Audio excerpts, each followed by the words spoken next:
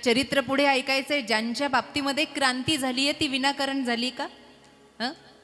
का असं आहे पंढरपुरात जन्माला आले लगेच हरीचा हर आणि हराचं हरिदर्शन झालं असं नाही आहे. खरं तर ह्या कथा फार संक्षिप्त आहेत, पण महाराजांची जीवनशैली समाजाच्या समोर आणण्याचं एकच कारण आहे. असं आहे का? रिकाम्या वेळामध्ये संत कोणत्या ओट्यावर बसले, 5-6 तास गप्पा मारल्या आणि एखादा तास देवपूजा केली, लगेच देव त्यांना भेटायला आलं का ग? असं आहे. म्हणून त्यांनी सांगितलं जीवनात संगत अशी असावी. मैत्रीण कशी असावी जीवनामध्ये? संगत. कणकीचा उंडा करून देता देता सगळ्या गावाचे गाराणं तिनं आपल्याला सांगावी अशी मैत्रीण असावी. हो म्हणलं का? मैत्रीण अशी असावी की जिनं म्हणावं अगं सोड हे सगळं, चल कीर्तनाला सत्संगाला चल. पुण्याची वाटेकरी असावी, मित्रही असावा. होई मित्र दुःख होई दुकारी. एक संगत जीवनातली. हे सगळी भजन सांगायची आहेत, त्यांचं चरित्र सांगायचं. याचं कारणच एवढं आहे की त्यांचं लहानपण कसं गेलं, त्यांची तरुणाई कशी गेली, त्यांचं जीवन कसं गेलं. त्याच्याशिवाय का पांडुरंग तिथे प्रगट झाले, त्याच्याशिवाय काय शिवदर्शनाला आले, हे चरित्र सांगायचं. कारण जीवनामध्ये हे सगळं महत्वाचं आहे. एक जण बाबाकडे गेला. सरळ बसा जरा, सरळ बसा, सरळ. हां. ते बाबाकडे एक जण गेला. म्हणे बोले बाबाजी कुछ तो अच्छा बताओ. आता बाबांकडे चांगलंच असतं ना सगळं. गुलाबाबांकडे सगळं चांगलं आहे. हां, असंताकडे घोटाळा असू शकतो, पण खरे संत असतात तिथे सगळं खरं असतं. ते म्हणले बेटा काय पाहिजे? काही नाही म्हणे बाबा, या जगातून माझा उद्धार होण्यासाठी काहीतरी सांगा म्हणे. काय सांगू म्हणे बाबा? गीता वाच. आणि बाबा गीता नाही जमणार वाचायला, येत नाही म्हणे मला. मग राम म्हण. राम. बाबा राम राम म्हणायला तेवढा वेळ नाही माझ्याकडे. अरे ते म्हणले मग कसं काय तुझा उद्धार होणार? ते म्हणले तुमच्या हातात आहे सगळं. बाबांनी त्याचा सगळा अभ्यास केला. बाबा म्हणले माझ्यासाठी एक गोष्ट करू शकतो का? काय म्हणे? आजपासून फक्त खरं बोलायचं म्हणे, बाकी काही करायचं नाही. काय करायचं? फक्त खरं बोलायचं. बघा बरं, समाधीच्या जवळ जाताना एक तरी अवगुण आपला समर्पित झाला पाहिजे. प्रत्येक समाधी सोहळ्याला एक अवगुण समर्पित झाला पाहिजे. अशी सगळी अवगुणाची पोटळी एकदा बाबांच्या चरणावर वाहली की जीवन गुलाबासारखं सुगंधित झालं. बघा, त्यात काहीच अडचण येणार नाही. तू गुलाब होकर महक. ते सुगंधित होण्यासाठी आपल्याला अगोदर काटे काढावे लागतील की नाही जीवनातले. त्यांनी प्रणिपात केला आणि म्हटले बाबा मी तुम्हाला वचन देतो. साधू होते. तो म्हटलं बाबा खरं तर खरं बोलल्याने माझ्या पोटावर पाय दिल्यासारखं आहे. ते म्हणले कसं काय? ते म्हणले माझा व्यवसायच खोटं बोलण्याचा आहे. ते म्हणले असू दे, पण खरं बोलण्यानं बघ कमाल होते की नाही. म्हणले बाबा नक्की होईल का? अरे म्हणे 6 महिन्याच्या आत तुला बघ खरेपणाचा किती मोठा अनुभव तुझ्या जीवनामध्ये येईल. त्यानं प्रणिपात केला. तद्विधी प्रणिपातेनं परिप्रणिपात केला. नमस्कार केला. बाबा आजपासून तुम्हाला वचन देतो मी खरं बोलेल, खोटं बोलणार नाही. नमस्कार केला. घरी गेला. बायकोला म्हणला अगं आता फार जरा व्यवसायात थोडी अडचणच आहे बरं का. का म्हणे? साधू बाबांना त्यांच्याकडून मंत्र घेऊन आलोय रामकृष्ण हरीचा आणि वचन देऊन आलोय खोटं बोलणार नाही. ती म्हणली बघा आता तुमचं कसं आहे, जेवण केलं, झोपला, रात्रीची नोकरी होती, उठल्यावर स्नान केलं. स्नान केल्यानंतर गुडघ्यापर्यंत धोतर बांधलं, बंडी अंगामध्ये घातली. चाकूचे 5-7 प्रकार होते त्याच्याकडे, चाकू सुरीचे, ते 5-7 प्रकार घेतले. जगातलं कोणतंच कुलूप असं नव्हतं की ते फोडू शकत नव्हता. तुमच्या लक्षात आलंच असेल तो किती सज्जन होता. चोर होता, चोर. असा चाव्यांचा जुंगडा सगळा हातामध्ये घेतला. एका हातात विळा घेतला. ते चाकू कमरेला खोचले, कारण चोरी करायला जायचंय ना, ड्युटी सुरू झाली. बायकोला म्हणला येतो बरं का. निघाला घरातून बाहेर. आता त्या गावामध्ये चोऱ्या करून करून तो म्हणला बरेच दिवस आहे. आता पंचकृषीत एखादं गाव असं, मग त्याला आठवलं माझ्याकडे लक्ष द्या. सगळीकडे चोऱ्या झाल्या आहेत पण राजाच्या गावात चोरी झाली नाहीये. आणि बऱ्याच दिवसाचा हा हेतू होता की राजाचा खजिना फोडायचा आहे. राजाचा खजिना फोडायचा. पण तो राजाच्या गावामध्ये, ते एक छोटं नगर होतं, त्या नगरामध्ये त्यानं प्रवेश केला. आता त्या गावचा तो राजा जो होता त्याचा एक स्वभाव होता. दिवसभर राज दरबार चालवायचा आणि रात्र झाली की साधारण वेश घालायचा, नगरामध्ये फिरायचा. आणि नगरामध्ये फिरताना कोण गरीब आहे, कोण श्रीमंत आहे, कुणाकडे पैसे आहेत, कुणाकडे धन आहे, कुणाला कशाची कमी आहे, हे सगळं बघण्यासाठी राजा गुप्त वेशात साध्या वेशामध्ये फिरायचा. आता काय झालं, साधे कपडे घालून राजा असा नगर प्रदक्षिणा करत होता, तेवढ्यात हे चोरटं त्या गावामध्ये आलं आणि ऐन गावाच्या वेशीजवळ दोघांची भेट झाली. भेट झाल्यानंतर राजानं विचार केला, एवढ्या रात्री दोघंच भेटू शकतात. मध्यरात्र झालेली होती. राजानं विचार केला, एवढ्या रात्री दोघंच भेटू शकतात. कोण दोघं?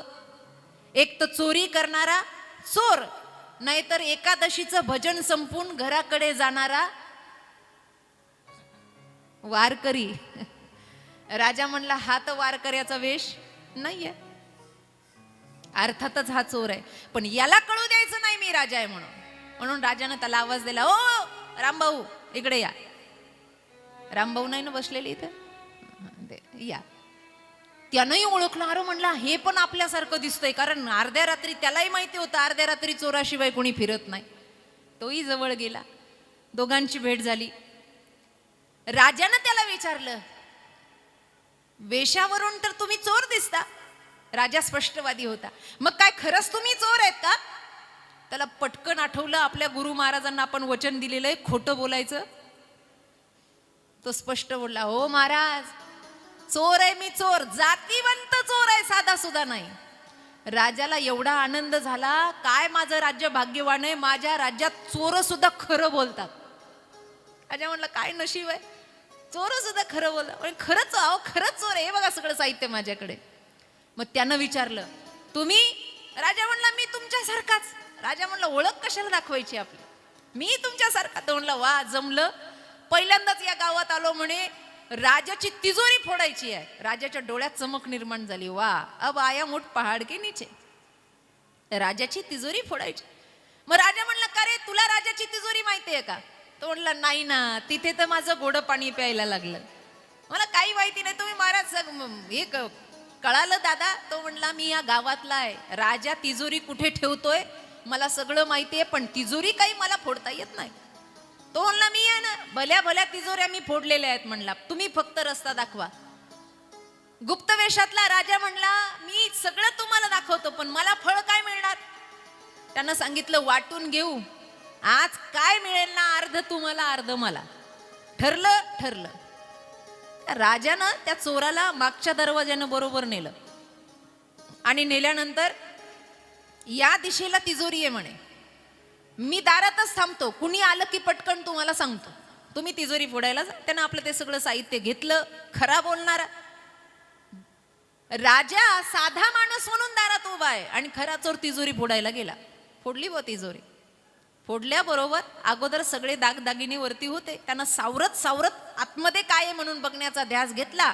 एकदम लख्ख प्रकाश डोळ्यावर पडला आणि जसा प्रकाश पडला त्याचे डोळे दिपले आणि मग त्यानं हात खाली घातला तर त्या राज खजानामध्ये परंपरेचे 3 हिरे त्या तिजोरीमध्ये त्याला दिसले. आता त्यानं ते 3ही हिरे असे हातात घेऊन पाहिले आणि हातात घेऊन बघितल्यानंतर त्यातले 2 उचलले आणि 3रा हिरा तसाच झाकून ठेवला. बाकीच्या दागदागिनेला हात लावला नाही. 3 हिऱ्यापैकी 2 हिरे उचलले, एक तसा ठेवला. 2 हिरे उचलून तिजोरी बरोबर बंद केली, बाहेर आला. राजाने विचारलं, का हो एवढ्या लवकर चोरी? म्हणला, हा आपला हातच तसा आहे, एक्सपिरियन्स मोठा आहे. म्हणला, मोठे मोठे हात धरू शकत नाही. काही लोक म्हणतात चोरीतही हात धरू शकत नाही. ठीक आहे, चोरले, हरकत नाही. एवढ्या पटकन चोरी झाली? हो चाली. चमकतंय तुमच्या हातामध्ये काही? हो दाखवतो ना. राजाला लगेच शंका आली. त्यानं ते 2 हिरे असे हातावर घेतले आणि सांगितलं, ए दादा, तू माझी मदत केलीस ना, इथपर्यंत मला आणलं ना, हा 1 हिरा तुला. कुणाला? राजाला. आणि हा 1 हिरा मला. राजानं विचारलं, का रे, तिजोरीमध्ये 2च हिरे होते का? तो म्हणला, नाही, तिजोरीमध्ये 3 हिरे आहेत. राजाचे डोळे अजून चमकले. मग तो म्हणला, 2च का उचलून आणले? तो म्हणला, अरे मी असं ऐकलंय बाळा, या गावचा राजा फार पुण्यवान आहे आणि प्रजेला लेकरासारखं सांभाळतो. मग आपल्या हिताचे 2 हिरे भेटलेत ना, एक तुला आणि एक मला, मग 3रा कशाला लुटायचा? राहू दे ना त्याच्या भल्यासाठी. राजा म्हणला, वा, एवढा इमानदार चोर नशिबाला यावा. लक्षात घ्या. हे सगळं पाहलं. एक हिरा राजाच्या हातामध्ये, एक हिरा त्या साध्या माणसाच्या चोराच्या हातामध्ये. बोलता बोलता राजानं त्याच्या घराचा पत्ता विचारून घेतला. म्हणला, दादा पुन्हा काही कमी पडलं तर चोरी करायला तुमच्या सोबत येतो. घर कुठे आहे? म्हणला, पलीकडच्या गावात अशा अशा झोपडपट्टीवर राहतो. ठीक आहे, येऊ का म्हणे. ओ येऊ का. झालं ना समाधान झालं. राजानं तो हिरा जवळ ठेवला. तो हिरा दुसरा घेऊन तो साधा चोर अर्थात निघून गेला. सकाळ झाल्यावर राजानंच बोबाटा करायला प्रारंभ केला. चोरी झाली, चोरी झाली, राज खजाना लुटला, दरवाजा फुटला, वगैरे वगैरे. सगळी जनता एकत्र झाली आणि पहिले प्रधान पळत आला. जसा पळत आला तसा म्हणला, महाराज काय झालं, काय झालं, काय झालं, हे सगळं विपरीत कसं झालं? ते म्हणले, बाकीचं राहू दे, आतमध्ये जाऊन काय काय लुटलं ते बघ. प्रधानानं सांगितलं. प्रधान आतमध्ये गेला, तिजोरी उघडली, सगळं बघितलं. सगळे दागदागिने जागच्या जाग्यावर आहेत, फक्त 3 हिऱ्यातले 2 हिरे गेले. प्रधान घाई घाईनं बाहेर आला. महाराज फार मोठं नुकसान झालं. म्हणे, काय? आपल्या राजकोषातले 3 हिरे चोरीला गेले. राजा म्हणला, 3 हिरे? तो म्हणला, महाराज 3 हिरे चोरीला गेले. राजा म्हणला, माझ्याकडे एक आहे. जो चोरी करायला आला त्या चोराकडे एक आहे, तिसरा कुठे आहे? आणि माझ्याशिवाय आणि चोराशिवाय तर आतमध्ये कोणी गेलं नाही, मी इथेच उभा आहे. घाई घाईला राजाला वाटलं की तो खोटं तर बोलला नसेल. सैनिकाला पाठवलं, त्याला बोलून घेतलं. ओळखायला येऊ दिलं नाही अजून राजा आहे म्हणून. का रे म्हणे, खोटं बोलला? गुरुची शपथ घेऊन सांगतो म्हणला, दादा 3 हिरे होते, एक राजासाठी ठेवला, एक तुम्हाला दिला माझी मदत केली म्हणून, आणि एक माझ्या जवळ आहे, हा तिसरा हिरा, दुसरा हिरा. मग त्याच्या लक्षात आलं. तो म्हणला, तुम्ही मला एवढं विचारता, अर्थात तुम्ही कोणीतरी आहे. राजानं आपलं खरं रूप सांगितलं. अरे मी राजा आहे म्हणला या नगराचा. मग तो म्हणला, तुम्ही जर राजा आहे तर माझं एक ऐका. म्हणे, काय? मी बाहेर आल्यापासून आतमध्ये कोण दुसरा व्यक्ती गेलाय का? म्हणला, प्रधानाशिवाय दुसरं कोणी गेलं नाही. म्हणला, झडती घ्या प्रधानाची. झडती घ्या म्हणल्यावर प्रधानाला घाम फुटला. आणि जशी झडती घ्यायची तशी डोक्यावरची टोपी हिसकावल्याबरोबर खणखण हिरा खाली पडला. राजा म्हणला, चोर तर घरातच होता पण कळला नाही. असे बरेच चोर घरात लपलेले असतात पण कळत नाही. राजानं काय केलं माहितीये? क्षणामध्ये त्या प्रधानाला निष्कासित करून टाकलं. त्याचा मुकुट घेतला, या चोराला प्रधानाच्या गादीवर बसवलं आणि हा प्रधानाचा मुकुट त्याच्या डोक्यावर घातला आणि सगळ्यांदेखत घोषित केलं, आजपासून या राज्याचा प्रधान तू आहेस, तू साधा चोर.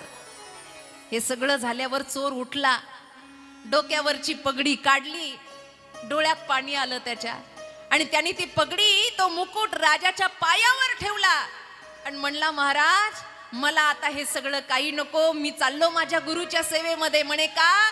माझा गुरु म्हणला होता फक्त खोटं बोलू नको, तुझं कल्याण होईल.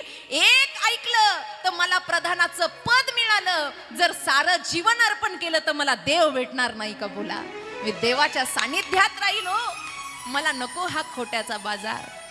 यासाठी हे सगळे चरित्र ऐकायचे की त्यांना जर देव भेटतो तर आपण मागे का? अजून आपल्याला का विठ्ठल दिसले नाही, का राम दिसले नाही? कुठेतरी अजून आपली संगती कमी पडली आहे. अजून गुलाब बाबांना नीट पारखून घ्यायचंय आपल्याला, अजून छान भजन करायचंय, अजून निष्ठा त्यांच्या चरणी अर्पण करायची, तेव्हा हे सगळं होईल.